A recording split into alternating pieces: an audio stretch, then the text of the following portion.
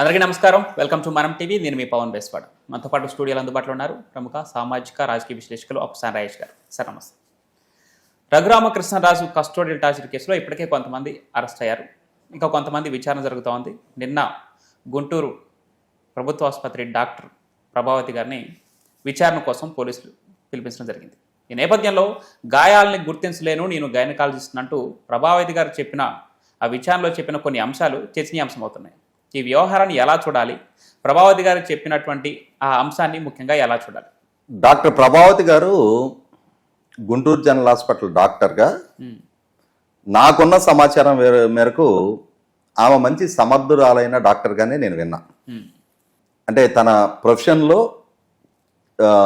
Treatment పరంగా చాలా పరిజ్ఞానం ఉన్న డాక్టర్గానే వినున్నా నేను. కానీ జగన్మోహన్ రెడ్డి గారి పాలనా హయాంలో జగన్మోహన్ రెడ్డి గారి ప్రభుత్వం వాళ్ళు చేసే తప్పుల్లో భాగస్వాములు అయిన కారణంగా ఈరోజు ఒక డాక్టర్గా 10 మంది గౌరవ మర్యాదలు అందుకోవాల్సిన స్టేజ్లో ఉన్నామే పోలీసు విచారణలు ఎదుర్కొని ఒక అక్యూజ్డ్గా కేసులో బుక్ అయి ఉండి పోలీసులు అడిగే ప్రశ్నలకి తలంచుకొని సమాధానం చెప్పాల్సిన నిస్సహాయ స్థితిలో పడిపోయింది కదా. అవును. మరి ఆమె ఆ స్థితిలో పడిపోయిందా? ఆమెను ఆ స్థితిలోకి నెట్టారా? ఆమె భర్త వైసీపీ నాయకుడు. ఓకే. నాకున్న సమాచారం మేరకు గుంటూరు నగరంలో వైసీపీలో క్రియాశీలకంగా ఉండే నాయకుడు అతను. ఓకే. మరి అతని ఆదేశాలు పాటించి డెఫినెట్గా రఘురామకృష్ణరాజు గారి కస్టోడియల్ టార్చర్ జరిగిన తర్వాత గుంటూరు జనరల్ హాస్పిటల్కి తీసుకొచ్చినప్పుడు ఆమె సమక్షంలోకే ఆయన్ని టెస్ట్ చేయించడానికి తీసుకొస్తారు కాబట్టి అక్కడ స్థానిక నాయకులు వాళ్ళు ఆయన్ని ప్రయోగిస్తారు ఆమె మీదకి. ఇది మన ప్రభుత్వం, మన పార్టీ. ఈ రఘురామకృష్ణరాజు మన ముఖ్యమంత్రికి వ్యతిరేకంగా మాట్లాడుతున్నాడు. మన వాళ్ళేదో 4 తగిలిచ్చారు కానీ ఆయనకి నువ్వు ఏమీ లేదు అని చెప్పని సర్టిఫికెట్ ఇవ్వాలి అని చెప్పని వాళ్ళు ఆయనతోటి ఆ మీద ఒత్తిడి పెట్టించి సర్టిఫికెట్ ఇప్పించారు. ఇప్పుడు మిమ్మల్ని ఎవరు ఇన్ఫ్లుయెన్స్ చేశారు అని చెప్పని పోలీసులు అడుగుతున్నారు. మా ఆయనే అని చెప్పని చెప్పాలి, చెప్పలేదు. అందుకని నాకేం తెలియదండి, నాకు అసలు మెడికల్ పరిజ్ఞానం కూడా లేదు, నేనేదో గైనకాలజిస్ట్గా ఉన్నాను తప్ప గాయాల గురించి నాకు అవగాహన కూడా లేదు అని చెప్పని ఆమె తన స్థాయి తగ్గించుకొని ఇవాళ మన గ్రామాల్లో ఆర్ఎంపీ డాక్టర్లు ఉంటారు. వాళ్ళ దగ్గరికి వెళ్ళినా సరే కస్టోడియల్ టార్చర్కు గురైన ఒక వ్యక్తిని తీసుకెళ్ళి ఒళ్ళంతా కమిలిపోయిన దాన్ని చూపిస్తే దెబ్బలు కొట్టారా లేదని వాళ్ళే చెప్పగలుగుతారు. అట్లాంటిది ఇంతటి అనుభవజ్ఞురాలైన డాక్టర్ గారికి అర్థం కాలేదా? నేను గైనకాలజిస్ట్ని, నాకు దెబ్బల గురించి తెలియదు అని చెప్పానంటే గైనకాలజిస్ట్ ఎప్పుడయ్యావు? ఎంబీబీఎస్ పూర్తి అయిపోయిన తర్వాత స్పెషలైజేషన్లో గైనకాలజీ చేసావు.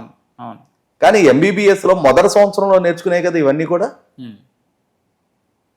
అట్లాంటిది ఒక వ్యక్తి కాళ్ళు కమిలిపోయిన స్టేజ్లో నీ దగ్గరకు తీసుకొస్తే అవి గాయాలని చెప్పి నాకు తెలియలేదు అని చెప్పని ఇవాళ పోలీసుల ముందు అమాయకత్వాన్ని నటించాల్సిన దుస్థితి ఆమె కల్పించారు. ఎందుకు?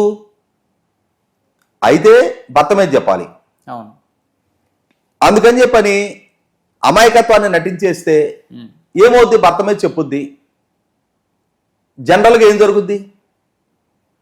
ఆమె తన డ్యూటీకి తాను కట్టుబడి ఉండి తన విధులకు తాను గనక న్యాయం చేసే వ్యక్తి అయితే, ఈ ఎక్స్టర్నల్ ఇన్ఫ్లుయెన్స్కి లోను కాని వ్యక్తిత్వం అయితే, నేను ఒక డాక్టర్ని, నా దగ్గరకు వచ్చిన వ్యక్తిని, నా దగ్గర వైద్య సహాయం కోసం వచ్చిన వ్యక్తిని, అతనికి ఏదన్నా నా వైద్యురాలుగా నా అవసరం ఉంటే నేను వైద్యమే చేస్తా తప్ప మీ రాజకీయాలతో నాకు సంబంధం లేదని చెప్పగలిగే వ్యక్తిత్వం, ఆ విధమైన స్థితప్రజ్ఞత ఆమె దగ్గర ఉన్నట్టయితే ఆ రోజే కట్రోట్గా చెప్పేయగలిగి ఉండేది. ఒక డాక్టర్గా తన దృష్టికి ఏ అంశం వచ్చిందో దాన్నే సర్టిఫై చేసి ఉండేది. కానీ ఆమె ఎక్స్టర్నల్ ఇన్ఫ్లుయెన్స్కి ఈల్డ్ అయింది కదా, వాళ్ళ భర్త ద్వారా పెట్టిన ప్రెషర్కి ఈల్డ్ అయ్యి వాళ్ళు అడిగిన విధంగా ఏమీ లేదని చెప్పని సర్టిఫై చేసింది కదా. అంటే ఆ బలహీన మనస్కురాలు తన భర్త పొలిటికల్ అంబిషన్స్ కి అనుగుణంగా తన ఉద్యోగ ధర్మాన్ని తాకట్టు పెట్టింది అనేది నిర్ధారణ అయింది కదా. అవును. ఇప్పుడు ఎవరు ప్రెషర్ పెట్టారు అని చెప్పని అడుగుతున్నారు పోలీసులు. ఎందుకు ఈల్డ్ అవ్వాల్సి వచ్చింది? డెఫినెట్ గా భర్త డామినెన్స్ కావచ్చు, లేదు ఇప్పుడు మనం గనక ఈ విధంగా సపోర్ట్ చేస్తే నాకు పార్టీలో ఇంకొంచెం మంచి పొజిషన్ రావడానికి ఆస్కారం ఉంది అని చెప్పని ఎమోషనల్ గా బ్లాక్మెయిల్ చేసి ఉండొచ్చు అతను. సో ఆ బాండింగ్ కి విలువిచ్చి ఆమె తన అసలు సిసలు వైద్యో నారాయణో హరి అంటారు, ఆ డాక్టర్ కి ఆ వృత్తికి అన్యాయం చేసింది. సో ఇంకా అటువంటప్పుడు ఆ వ్యక్తిత్వాన్ని ఎప్పుడో తాకట్టు పెట్టేసుకుందామే. ఇంకా అదనంగా పరుగు పోయేది ఏం లేదు. ఎస్పీ గారు అడిగాడంట, నువ్వు అసలు డాక్టర్వేనా, చదివే ఈ సర్టిఫికేట్ వచ్చిందా నీకు అని చెప్పని. నేను గైనకాలజిస్ట్ని, నాకు దెబ్బలు తెలియవు అని చెప్పగలుగుతున్నావు అని అంటే నువ్వు అసలు డాక్టర్వేనా అడిగాడంట. తలంచుకుంటుంది. ఇవాళ ఒకసారి తలంచుకోవడానికి అలవాటు పడితే, ఒకసారి వ్యక్తిత్వాన్ని ఎవరో పాదాల దగ్గర తాకట్టు పెట్టడం మొదలైతే జీవితకాలం వెన్నెముక లేకుండానే బతకాల్సి వస్తుంది. ఆత్మవంచన చేసుకుంటా ఆత్మాభిమానాన్ని చంపుకొనే బతకాలి. ఒక వైద్యురాలుగా తన వృత్తికి ఎప్పుడైతే ఆమె ద్రోహం చేసిందో ఆ రోజే ఆమె ఆత్మవంచన చేసేసుకుంది. ఇప్పుడు ఇంక అదనంగా పోయే పరువేం లేదు కొత్తగా.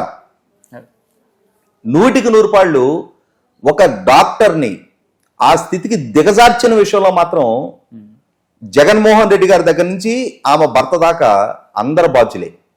ఇవాళ ఒక్క ఈ డాక్టర్ ప్రభావతి గారి విషయంలోనే జరగల.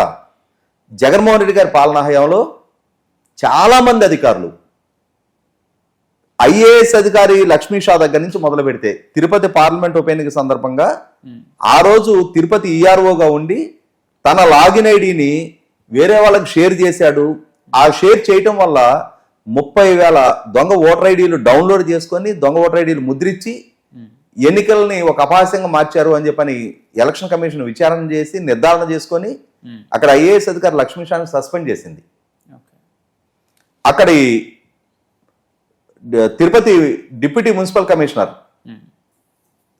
అతన్ని సస్పెండ్ చేశారు. సిఏల్ని, ఎస్ఐల్ని, హెడ్ కానిస్టేబుల్ వరకు సస్పెండ్ చేశారు. ఉరవకొండ ఈఆర్ఓగా పనిచేసిన ZP CEO Bhaskar Reddy suspension గురయ్యాడు.